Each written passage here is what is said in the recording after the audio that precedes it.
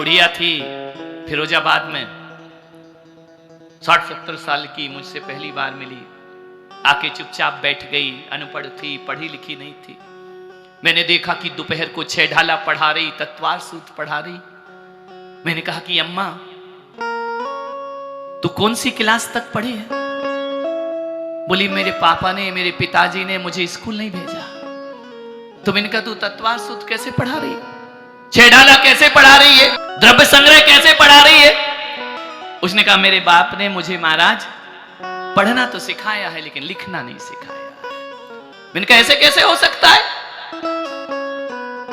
हम तो स्कूल जाते हैं तो पहले लिखना सिखाते हैं, उसके बाद पढ़ना सिखाते हैं। बोले मेरे पिताजी कुछ उल्टे दिमाग के थे, उन्हें कहा कि तू पढ़ेगी लेकिन लिखेगी नहीं। मेरी पढ़ाई घर पर हुई, मैं स्कूल का मुंह नहीं देखा मैंने कभी। तो मैंने कहा ऐसा क्यों किया? बोले मेरे पिता कहते थे कि यदि तू लिखना सीख गई ना, और जब मैं तेरी शादी करूंगा तो चिट्ठी में तू ससुराल के दुख लिखेगी, इसलिए मैं तुझे लिखना नहीं सिखाऊंगा, मैं तुझे केवल पढ़ना सिखाऊंगा। पहले मोबाइल थोड़ी थी, अब तो लिखने का लफड़ा ही खत्म। अब तो पहले तो चिट्ठी आती थी ससुराल में, ये दुख है ये दुख है, लौट के चिट्ठी जवाब जाए जब तक दुखी खत्म हो जाते थे, घर बच जाता था। अब तो ऑनलाइन सुनो, झगड़े हो रहे, सास क्या कह रही, वो क्या कह रही, मोबाइल में सुन रहे, घर उजड़ रहे हैं तुम्हारे, सहन शक्तियां खत्म हो रही है। सीता को वनवास मिला, जनक, राम ने देखा जनक मुझसे शिकायत करेंगे, नजरें झुका ली जनक को देखकर। जनक ने कहा कि राम नजरें मत झुकाओ, इसमें तुम्हारा कोई अपराध नहीं है। मेरी बेटी वन में रह रही है ना, तो मैं राजा जनक हूं, मैं वैदेही हूं। मैंने अपनी बेटी को वो संस्कार दिए हैं कि जितनी खुशबू महलों में रहती उतनी खुशबू जंगल में भी रहेगी। एक बाप को अपनी बेटी को सुख और नाजों में बेटियां पालो, कोई दिक्कत नहीं, लेकिन दुख का अनुभव भी कराओ उन्हें। जिंदगी किसी की एक सी नहीं हुआ करती। एक बाप कह सकता है कि मेरी बेटी प्रतिकूलता में भी रह सकती है? नहीं कह सकता है। कमी हो जाए तो ससुराल से झगड़े करता है, मेरी बेटी को ये किया वो किया, FIR कराता है, पुलिस में जाता है, अदालत में जाता है। अरे बेटियों को ये शिक्षाएं मत दो, बेटियों को ये शिक्षा दो कि बेटा जीवन रेल की पटरी नहीं है जिसमें सरपट जिंदगी भागती जाए। जीवन गंगा की धार है, कभी चट्टानों से टकराना पड़ता है, कभी सुंदर घाट मिलते हैं, कभी जंगल मिलता है, तो कभी गंगा सागर मिला करता है। जिंदगी उसका नाम। जिंदगी जीना सीखो। एक से दिन किसके होते हैं? आज अच्छा है कल बुरा है। जो बेर बेर खात थे वो बेर बीन खात हैं, जो बेर बीन खात थे वो बेर बेर खात हैं। लखनऊ के नवाबों के औलाद रिक्शे चला रहे हैं, ध्यान रखना। बच्चों को सिखाओ कि अच्छे बुरे दिन दोनों हमारे जीवन में आएंगे। बेटा पैसों में जीना सीख ले, और अभाव आए तो अभाव में भी जीना सीख लेना चाहिए। ये महावीर कथा संदेश देती है। रानी के मन में बात जच गई। महिलाओं को बहुत जल्दी बात जचती, इतनी जल्दी जच गई कि दासी तू सही कहती। राजा से बोली कि कितना प्यार करते हो तुम मुझे? बोले तू मेरी रानी है, मैं बहुत प्यार करता हूं। आंसू आंखों में झार झार आंसू, कोप भवन में जाकर बैठ गई। पत्नी कोप भवन में हो तो फिर पति का मन राज्यसभा में नहीं लगता है, चित्त वहीं जाता है बार बार, ध्यान वहीं जाता है बार बार। ध्यान रखना, सारी दुनिया को जीतना आसान है, लेकिन अपने घर को जीतना सबसे कठिन काम हुआ करता है। अपने लोगों को जीतना, आदमी जब भी हारता है अपनों से हारता है, गैरों से नहीं हारता है। जीवन में दुख कौन देता? गैर दुख नहीं देते, अपने दुख देते। पूरे विश्व की जनसंख्या कितनी है? दिनेश जी पढ़े लिखे, 9 अरब पूरे विश्व की जनसंख्या। एक बात बताओ सलूम्बर वालों, 9 अरब लोगों में कितने तुमको कष्ट देते हैं? बोलो, सलूमर की जनसंख्या कितनी है? कितनी है? 25,000। 25,000 की जनसंख्या में तुम्हें दुख देने वाले कितने हजार लोग हैं? बोलो। 4-5, वो भी पड़ोस के नहीं, अपने घर के। ध्यान रखना है। जब मैंने घर छोड़ा, मैंने सन्यास लिया ना, तो मैंने कहा ये हजारों अरबों लोग मुझे दुख नहीं देंगे, ये देंगे घर के लोग दुख। इसलिए मैंने कहा पूरी जिंदगी 4 लोगों में बर्बाद करने से अच्छा 1000 लोगों का जीवन स्वीकार करो अपने जीवन। मकड़ी का जाल बन के घर में रहोगे, मर जाओगे। ये 4 लोग ही दुख देते हैं, ज्यादा नहीं देते हैं। जिन्हें तुम कहते हो रिश्तेदार, जिन्हें तुम कहते हो हमारा ब्लड, हमारा खून, हमारी खानदान, यही खून चूसेंगे। ध्यान रखना है। दूसरे नहीं आएंगे जीवन बर्बाद करने। अपने ही घर के दिल के छाले झुलसते हैं सीने के दाग से, और घर को आग लगती है घर के चिराग से। अपना ही घर बर्बाद करेगा, सुख चैन छीन लेगा। दुनिया की नजरों में सम्मान होगा, अपना घर खाने को दौड़ेगा। ध्यान रखना। ऐसा होता है तुम्हारे घरों में। राम को वनवास पड़ोसियों ने दिया कि घर के लोगों ने दिया? मीरा को जहर किसने दिया? घर के लोगों ने। राणा ने जहर दिया। सीता की अग्नि परीक्षा कौन लेता है? राम लेते हैं, अपने ही पति। अंजना को दोष कौन लगाता है? सगी सास। उसे घर से निकालती है 22 साल के लिए। मान्यवर, जिन्हें तुम अपना कहते हो वो अपने नहीं हैं, और जिन्हें पराया समझते हो वो अपने हुआ करते हैं। कोई अपना नहीं। घर उजड़ने लगा लक्ष्मण का। उसने कहा कि बताओ मेरे पुत्र के लिए तुमने क्या सोचा है? पिता ने कहा कि रानी ऐसा विचार क्यों आया तेरे मन में?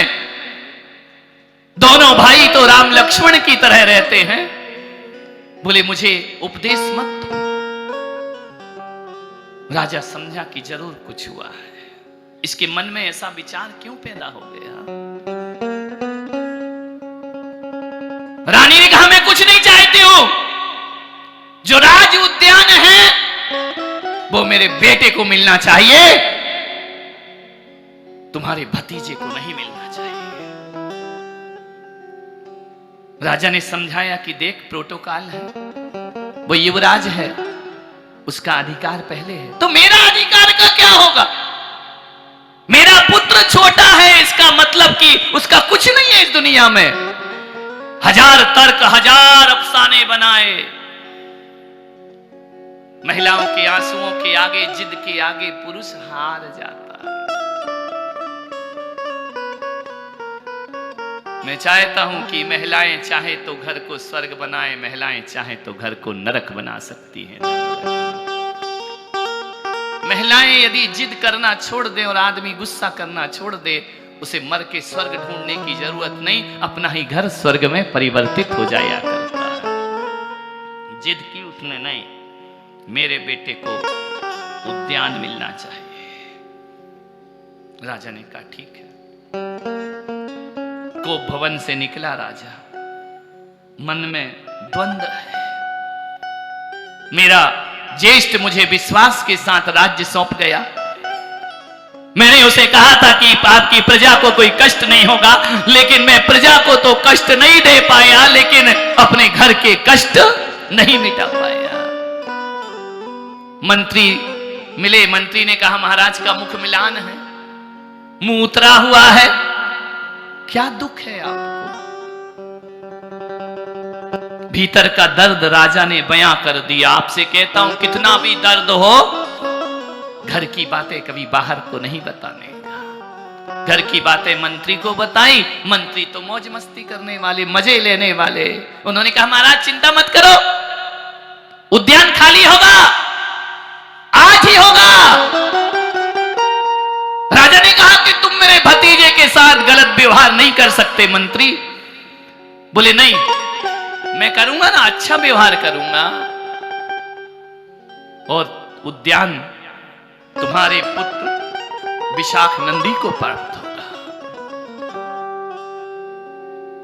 राजा ने कहा कि मंत्री जी, बात बिगड़ नहीं पाए, छल प्रपंच का साथ लिया। राजनीति छल प्रपंच की चीज है। भेरी बजवा दी, घंटा बजवा दिया। विश्वनंदी वन क्रीड़ा में था, उद्यान में था, नाद कराया। विश्वनंदी ने कहा, यह नाद कैसा है? ये घंटा नाद तो तभी होता है जब कोई शत्रु हम पर आक्रमण करता है। सायरन बजवा दिया, दौड़ा दौड़ा भागा, राजमहल में आया। चाचा महाराज, ये ध्वनि कैसी हो रही है? मंत्री ने कहा, तुम तो राजकुमार मजे करो, तुमको क्या है? संकट पड़ा है राज्य में। जानता था कि राजकुमार संवेदनशील है, थोड़ी सी बात में उचक जाता है। उसने कहा, मंत्री जी। बोले, नहीं नहीं, तुम तो मन क्रीड़ा करो, उद्यान में रहो, यहां राज्य पर घोर संकट है। क्या हुआ चाचा महाराज, बताओ।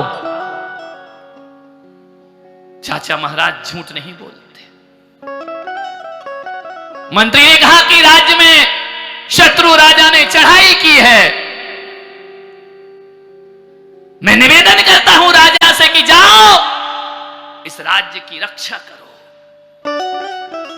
चाचा महाराज ने कहा कि झुकी हुई निगाहों से कि पुत्र, तुम राजा बनो, मेरे सिंहासन पर बैठो, मैं शत्रुओं से मिलके आता हूं, तुम युवराज हो। उसने कहा कि तात, मेरे रहते आप जाएं, ऐसा कैसे हो सकता है? आप पिता का दिया हुआ राज्य संभालें, ये योग्य पुत्र तुम्हारा जाता है, शत्रुओं से लोहा लेगा, एक एक को परास्त करके लौटूंगा, आशीर्वाद दो। चाहता क्या था राजा? घोड़े पर बैठा, राजा ने कहा, अपनी पत्नी से तो मिल ले, उससे तो पूछ ले, रानियों से तो पूछ ले। राजकुमार ने कहा कि महाराज, मैं पत्नी का गुलाम नहीं हूं। क्या पूछना उससे? मैं उसका भरतार हूं, मैं उसका गुलाम नहीं हूं। राजा को चोट लगी, पुत्र गुलाम नहीं और मैं पत्नी का गुलाम। जो पत्नी का गुलाम होता है उसे राजा बनने का अधिकार नहीं हुआ करता है। युवराज ने कहा, मुझे किसी से इजाजत लेने की जरूरत नहीं। सेना को सज्ज किया, राज दरबार से ही सीमा के बाहर पहुंच गया। पौरुष जागा उसका। राजा व्यथित, पत्नी का गुलाम, एक शब्द चुभ रहा है राजा को कि भतीजा कह रहा, मैं पत्नी का गुलाम नहीं हूं और मैंने उसके साथ छल किया, कपट किया, कपटपूर्ण व्यवहार किया। जैसे ही गया विश्वनंदी युद्ध लड़ने, रानी ने अपने पुत्र विशाखानंदी को उद्यान में भेज दिया और जो रानियां विश्वनंदी की थी उन्हें बाहर निकाला अपमान करके। निकलो यहां से, ये तुम्हारा उद्यान नहीं है, ये मेरे पुत्र विशाखानंदी का उद्यान है। अपमानित करके निकाला। रानियों को बहुत गुस्सा आया कि हमसे पूछ के तो छोड़ो, बता के भी नहीं गए और हमें ये अपमान के घूंट पीना पड़ रहे हैं।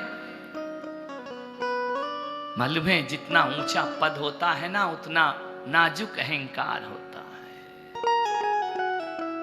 कभी कभी उपलब्धियां हमारे लिए बहुत घातक हो जाती हैं। साख से टूटे हुए फूल ने ये हंस के कहा, अच्छा होना भी बुरी बात है इस जमाने में, ध्यान रखना। पहुंच गया विश्वनंदी। कथा समझ आ रही है, नहीं आ रही है? उतर रहा है संसार, ये कहानी है घर घर की, ध्यान रखना। एकता कपूर वाली नहीं, ये पुलक सागर वाली कहानी घर घर की है, ध्यान रखना। वहां जाके सीमांत पर पहुंचे। सीमांतकों ने कहा कि युवराज, व्यर्थ में सेना लेके कहां जा रहे हो? बोले शत्रु राज आक्रमण कर रहा है हम पर। बोले नहीं, आपको गलत जानकारी मिली है, कोई शत्रु आक्रमण नहीं कर रहा है, तो फिर मुझे यहां क्यों भेजा गया है? गुप्तचरों ने कहा तुम्हें छल से भेजा गया। छल से? वापिस लौटा, लौट करके देखता है कि कोई युद्ध नहीं, कोई लड़ाई नहीं, कुछ नहीं। मंत्री से पूछा कि मंत्री जी, ये मेरे साथ छल क्यों हुआ? ये कपटपूर्ण व्यवहार क्यों हुआ? मैंने अपने चाचा महाराज को पिता का दर्जा दिया, पिता से ज्यादा उन्हें पूजा, उनके चरणों को नमस्कार करता था। चाचा महाराज, आपने मेरे साथ ये छल क्यों किया? लोगों ने बताया कि उद्यान चाहिए था अपने पुत्र के लिए। उसने कहा कि महाराज, उद्यान? मैंने तो इतना जीवन समर्पित किया, तुम मेरे प्राण मांग सकते थे। एक उद्यान के लिए इतना बड़ा छल, इतना बड़ा प्रपंच? रंचक दगा बहुत दुखदानी, तुमने मुझसे छल क्यों किया? मैं युवराज पद दे देता, इतना बड़ा छल करने की जरूरत क्या थी? राजा क्या बोले, भतीजे का मोह भी सता रहा है, पत्नी के मोह में भी बंधा है। कभी कभी आदमी की जिंदगी ऐसी हो जाती है, इधर कुआं होता है और इधर खाई होती है। चाचा महाराज को लगा बहुत गलत किया, बहुत पश्चाताप हुआ उन्हें। मैंने एक तुच्छ रानी की बात मानकर इतना बड़ा विश्वासघात। एक बात ध्यान रखना, तलवार से वार करने वाला उतना बड़ा घाव नहीं होता, विश्वासघात का घाव बहुत बड़ा हुआ करता है। विश्वासघात हो जाए, अंतस जर्जर हो जाता है, सब कुछ नष्ट हो जाया करता है। किसी का ध्यान रखना, सब कुछ तोड़ दो, मकान, घर, परिवार, दिल मत तोड़ना, किसी का ध्यान रखना। बेशक मंदिर मस्जिद ढाओ, बुल्ले शाह ये कहता है, बेशक मंदिर मस्जिद तोड़ो, बुल्ले शाह ये कहता है, मगर दिल ना किसी का तोड़ो,